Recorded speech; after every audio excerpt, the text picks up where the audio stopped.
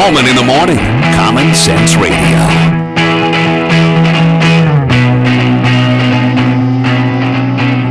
What gives this mess some grace unless it kicks, man?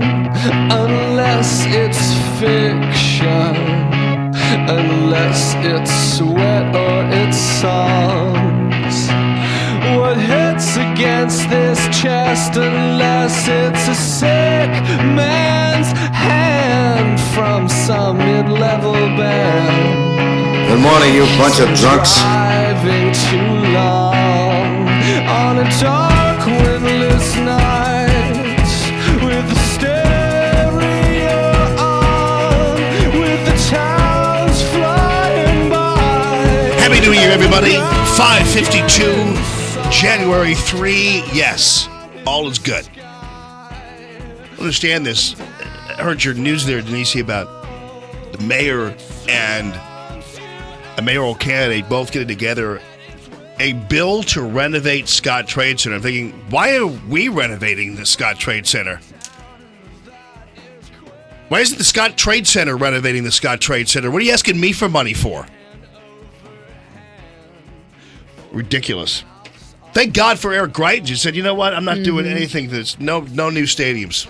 Bottom line. Make them build them themselves if it's such a great idea.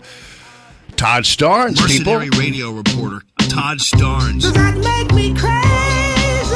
Well, I've been busy waxing my dinghy. Does that make me crazy? Smoking pot from a bong. Does that make me crazy? You can get free hookers, just don't decorate them with Christmas ornaments. Usually what happens is if Todd Starnes is there, it's some kind of catastrophe, so... Yeah, hey, I got to come down. We got to get some ribs or something. Todd Starnes, Happy New Year, friend. Jamie Allman, Happy New Year. And Merry 10th Day of Christmas, my brother. That's right. As the song goes, we've still got do we have like a couple of more days? Yeah, it ends on the 5th, and then Epiphany's the 6th, though. We're still in the holiday stream, brother. Indeed we are. Indeed we are. Speaking of epiphanies, yes. Did you hear about this Mormon Tabernacle Choir singer? Yeah. What's up with that? Well, this is interesting. A lot of these entertainers are scampering off to their safe spaces rather than participate in the presidential inauguration. And so this Mormon Tabernacle Choir lady, she decided to resign from the choir because they're actually singing at the inauguration. But before she did, she wrote a public letter to all the choir explaining why, and she actually compared Donald Trump to Hitler. So she's catching a lot of flack for that. Why do they always write letters? It's like, why don't you just go away? If you don't want to be there, go away. Yeah. Look, it's a great point. We had a couple of the Rockette girls, the leg kicking ladies, right? And they are near hysterics. I mean, if you believe the writings there, Marie Claire, the investigative reporters at Marie Claire, did a piece, and one of the girls was so terrified she had to use a pseudonym. Her name was Mary, and Mary said that she could not perform for a monster like Donald Trump. So. Well, then don't. It's pretty easy. Then don't. Well, it was fun. Jimmy, it was funny because the Rockettes were really upset because they said they were being forced to perform for someone that they disagreed with. And so my thinking is, what are they going to do at Radio City Music Hall, which is right across the street from us? Are they going to start asking all the patrons to fill out political surveys before they perform every night?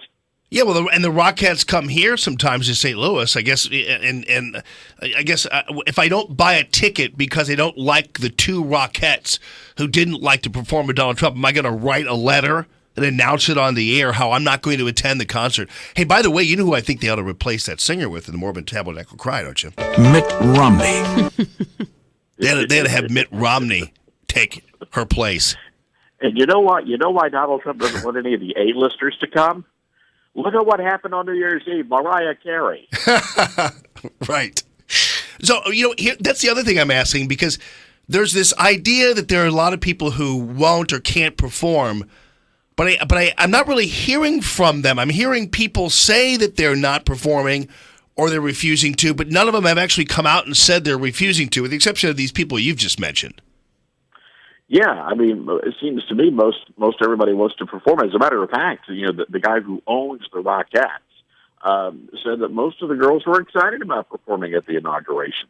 And for that matter, I think when you really look at this, it's a small group of really fragile far lefties who the mainstream media can't help but get their hands on, so they can basically say, oh, everybody's terrified, or everybody hates the idea of performing for Donald Trump.